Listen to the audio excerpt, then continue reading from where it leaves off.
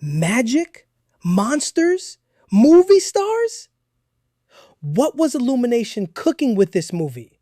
They've taken the Minions franchise in a whole new direction that nobody saw coming. And along with it, they buried secrets within the movie that explain some things that we never understood about them before. Like, why do they always have to end up saying goodbye to their masters? How this movie undoes a few things that the previous movies established, and how Gru was in this movie and nobody seemed to notice. I mean, the fact that we're answering all these questions is a good enough reason to hit that subscribe button already, because we're going to be making a lot of videos explaining things like this. So hurry up, sub up, and let's jump right into it. Do you want to know where Goome and the other two squid monsters, along with Irene, come from? Well, they were actually trapped in an extra-dimensional prison realm, and they were put there by the warlock that the minions were serving at one point. The monsters were too much of a hassle for the warlock to contain, so he kept them there, and it's no surprise that the moment one of them accidentally escaped and was enraged at the fact that the warlock had done them dirty and cast them away, served as their motive for attacking and doing away with him. Well, they are monsters anyway, so of course they're going to behave like monsters and enact their revenge. Speaking of monsters, how did the minions end up serving a Cyclops, for goodness sake?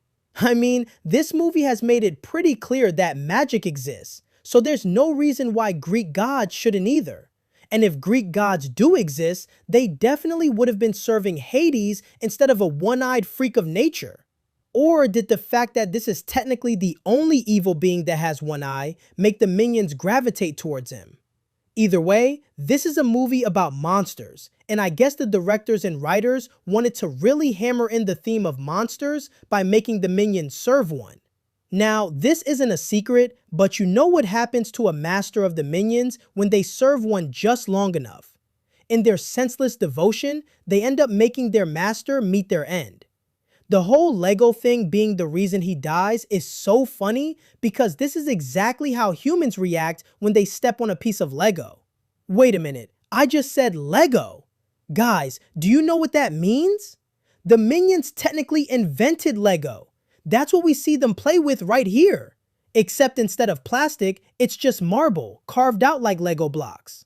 And you know just how painful the plastic Legos are, now imagine how painful marble Legos are. So it makes a lot of sense why this would spell the end of the Cyclops. And this is also kind of what the minions created Lego. I mean, think about it. Lego characters are predominantly what color?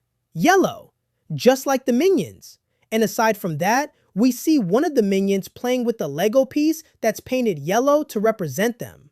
Now, in the real Lego models, the head of a figure is exactly 1 block wide and 1 block tall, just like we see in the movie here. Now, Legos weren't a thing till the late 20th century. I'm willing to bet that archaeologists came across the marble remains that the minions left behind, and this is what inspired the inventors of Lego to make them.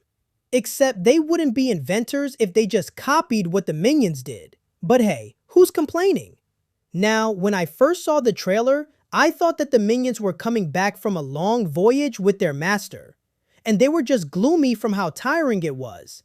But it turns out this was after they lost their master, and they were on the search for the next evil person to follow. This is almost a replay of the scene in the first movie where they caused Napoleon's downfall, and they went into exile.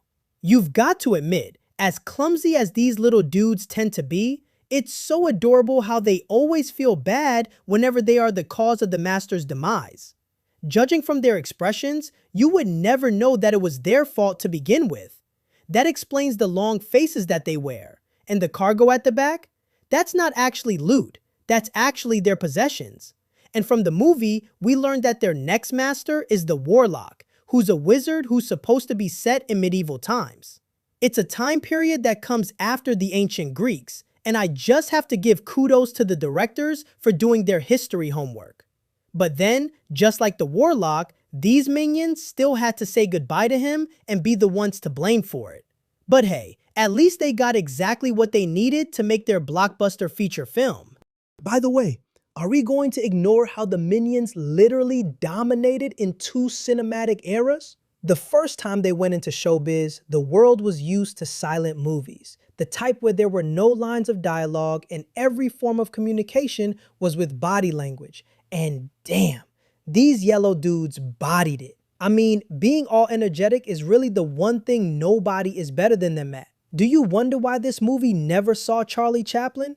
Well, it's because the Minions made him very irrelevant thanks to their good acting skills. However, what comes up must also go down, and that's why we see scenes of them living like they are really broke. And this happens to movie stars a lot. One moment they are on top of the world, and the next moment they live a far worse life than normal people do, and it's a nice touch that the directors decided to add. This is a children's movie, but sometimes a little realism helps. And the fact that they weren't superstars anymore was the driving factor for them wanting to make this monster movie in the first place. The moment films switched from strictly acting with no dialogue to movies with full-on conversations, the world did not appreciate their Minionese. I mean, imagine having to listen to 5 different languages in one sentence. Oh, wait a minute. You didn't know that Minionese was just a combination of several different English languages, did you? Don't worry, we have a whole section in our last video explaining it, so do check it out after you finish this one. Remember how Henry and Ed were specifically looking for a kaiju? Well, that means they shouldn't have been gleeful when they came across a mummy. But there's a reason why they're as happy as the way we see them. True fans know that ancient Egyptian pharaohs are high up on the list of villains the Minions have served. In fact, they served them right up until they accidentally buried them alive. So, could they literally be staring at their old boss? And I mean, if you accidentally sent your old boss to a grave and you came across him alive, you'd be a bit relieved to learn you didn't exactly end his life. So part of the celebration we see here is from the Minions realizing this. And besides, who said that a normal human-sized mummy couldn't make you a Hollywood smash hit? Mummies are absolute Hollywood royalty. A zombie wrapped in ancient paper? Classic. But let's be honest, it's not exactly the most original monster idea. We've seen them headline massive blockbusters, and we even got an epic trilogy that spawned an entire franchise. Have you ever wondered why Irene isn't just a massive yellow blob, but is also covered in eyeballs? The terrifying answer lies in the very book used to summon her. We already know Cthulhu was brought here from another dimension, which means the other monsters were too. And if multi-dimensional monsters exist, it means alternate versions of the Minions exist out there in the multiverse. But the dimension Irene crawled out of, it might not have any Minions left. Because Irene is the Minions. Think about it. In a dark, twisted alternate reality, the Minions were experimented on, fused and mutated into a giant, horrific mass of yellow jelly. When Irene was summoned into this world, she wasn't just causing random chaos. She was likely trying to finish the final command of her multi-dimensional master, total annihilation. It honestly feels a little cheap that Cthulhu tries to take all the credit for the destruction when Irene is doing the heavy lifting. The only real mystery left? There's absolutely no telling which era of history this mutated minion actually came from. Now, another secret that this movie reveals is that there really isn't that much science in the franchise. Did you catch that scene where the warlock used a spell to make a creature that looked very much like Kyle? That made me start thinking more than I should. You mean to tell me that this piranha-looking dog isn't a product of science, but one of magic? How weird is that? And here I was thinking that Gru and Dr. Nefarious made Charles Darwin look like an elementary school kid with their level of scientific discoveries. This movie is a total reset from what we have believed for a long time with the Despicable Me franchise. There's barely any science in this movie. It's set in the 1920s, for goodness sake. It would still be another 40 years before humans would attempt to go to the moon. So if you see anything extraordinary, it's thanks to magic. Except for the droid though. I don't think a cyborg belongs in a world that's barely a decade after the First World War. I mean, this is a time when people treated electricity like it was some sort of high-tech blessing from another world. Now, can we pause to get real for a moment?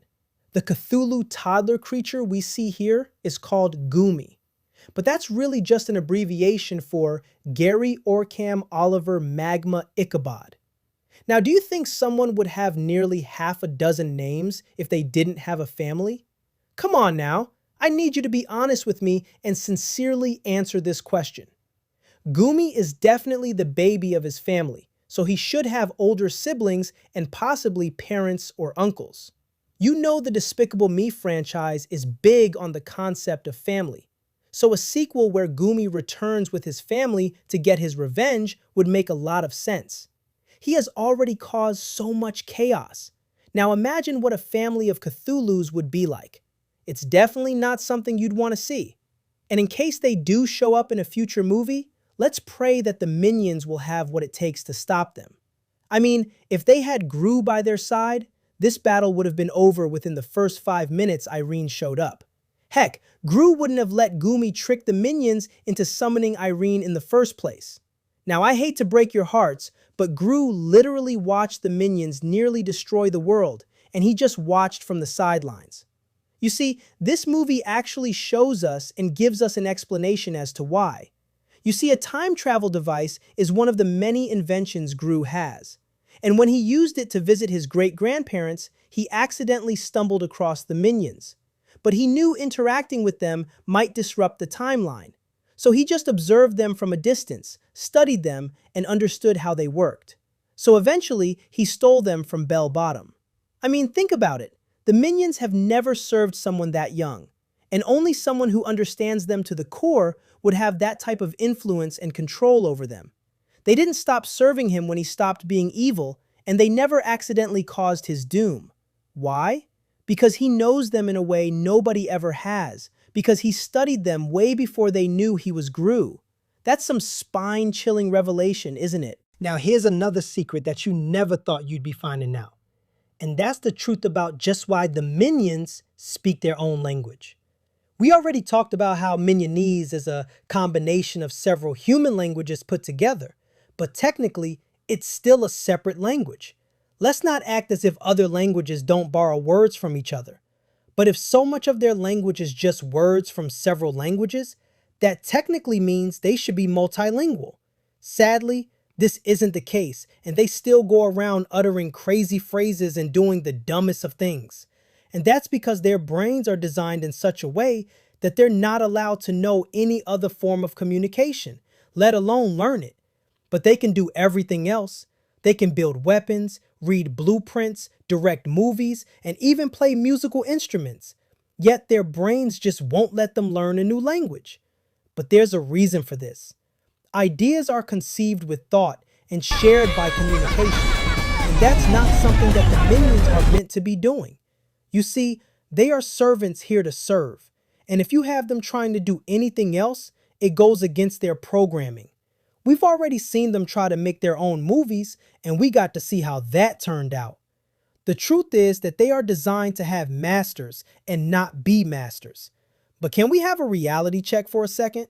If these yellow creatures wanted to take over the world, what exactly could stop them? Let's face it, these dudes are practically indestructible.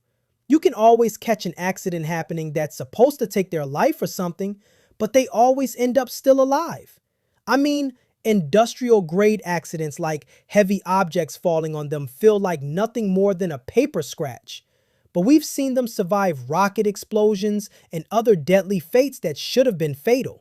Sure, marks are left, but they never actually get hurt. Pause and think about it for a second. There is no sick bay for these yellow creatures, or any moment you've seen a medical doctor trying to patch them up, and there's definitely a good reason why.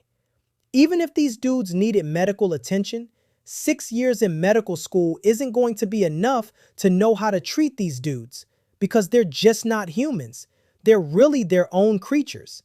There are super obvious differences you can tell, like the fact that they have 3 digits instead of 5, and their bodies do not look like they were built for anything too special. Look at these dudes. Can you point to where their neck is? Exactly. Their head literally blends into their torso, so it means that they don't have a neck. But hey, who needs a neck when you're barely 3 feet tall? What's missing, and very alarming that it is their nose. Yep, they don't have anything to breathe except their mouths. And as for smell, I really don't think that's a sensation they can feel. really makes the phrase "give them their flowers while they can still smell them" have no context at all with these guys.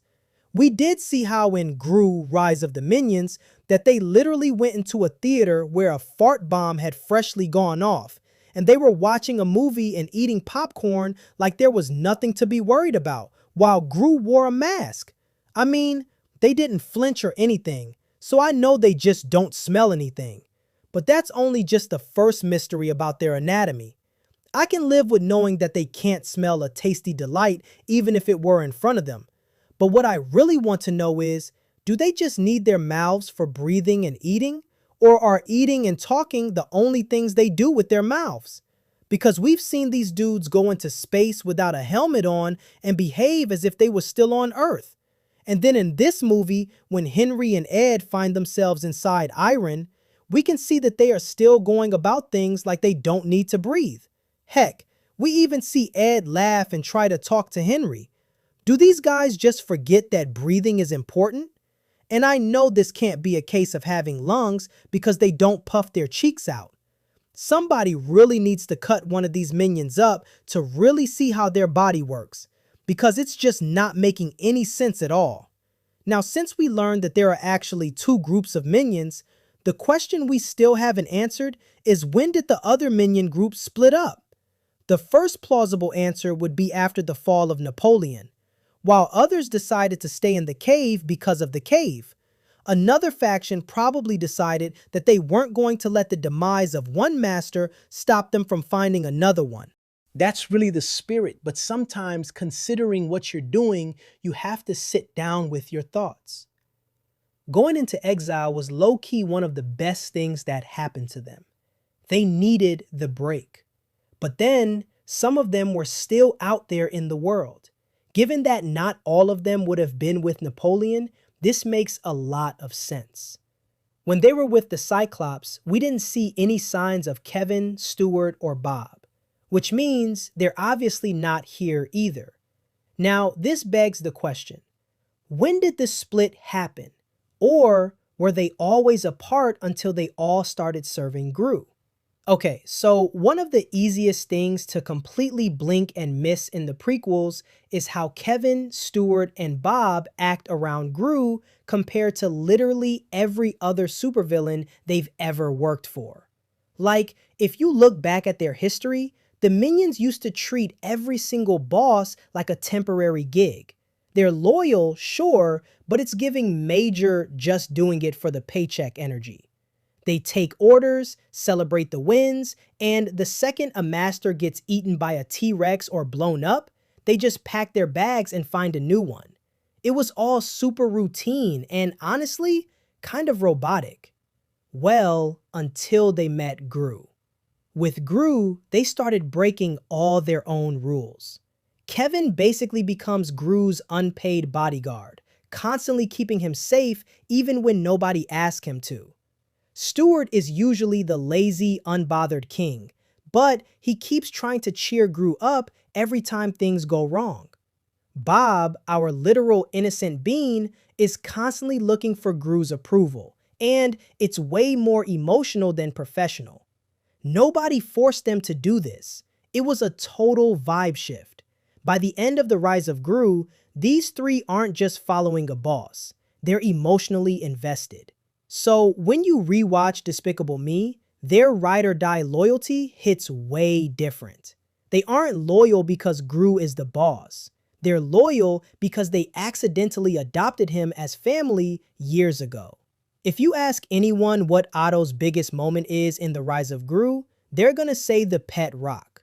Dude literally traded a priceless, all-powerful Zodiac stone for a random rock he found on the ground. It's played for laughs, and the movie wants you to think Otto is just sharing one shared brain cell with a pebble. But what if I told you that was actually the most galaxy brain move in the whole movie? Think about it. If Otto doesn't fumble the bag, he delivers the Zodiac stone perfectly. Gru hands it over to the Vicious Six, Wild Knuckles never chases them, and the movie ends right there. No character growth. Gru stays a cringy kid trying to impress villains who think he's a joke. Wild Knuckles never gets his redemption arc, and they never become a duo. Instead, Otto's massive fail forces everyone onto a whole new main quest. Gru has to actually grind and solve problems on his own. Wild Knuckles goes from a bitter boomer villain to the ultimate mentor. And Otto proves he's a real one by biking across the entire country just to fix his mistake. He didn't get superpowers. He stayed the same goofy Otto, but his one chaotic choice changed the entire plot. Sometimes the real MVP isn't the guy making perfect plays. It's the one whose mess-ups accidentally save the day. At the start of the movie, young Gru has one hyperfixation. He wants to join the Vicious Six. He's a total fanboy, memorizes all their stats, and thinks getting their approval will mean he finally made it. But the movie totally subverts your expectations. The villains Gru idolizes? Absolute trash. They laugh at him, kick him out, and treat him like a literal annoying toddler. They don't want to teach him. They just want followers. Enter Wild Knuckles, who is completely different. At first, he's just a grumpy antagonist who wants revenge on his old team. But as the story goes on, he becomes the one thing Gru actually needed, a mentor who actually gives him a chance. He doesn't just kidnap Gru, he trains him. He shares his villain wisdom, teaches him to think outside the box, and actually treats him like a peer. The wild part? Wild Knuckles never planned on being a father figure. It just happened because he saw a mini-me in Gru. Literally a kid with tons of ambition, but no one to show him the ropes. By the end, Gru doesn't just level up his villain skills since he learns a major life lesson. Loyalty over clout. Respect over reputation. And honestly, the people who actually help you grow aren't the famous influencers you look up to as a kid. It's the unexpected ones who actually believe in you when everyone else says you're too young. There you have it. Secrets from the Minions and Monsters movie that we finally know about. What detail shocked you the most? Let us know your thoughts in the comments section.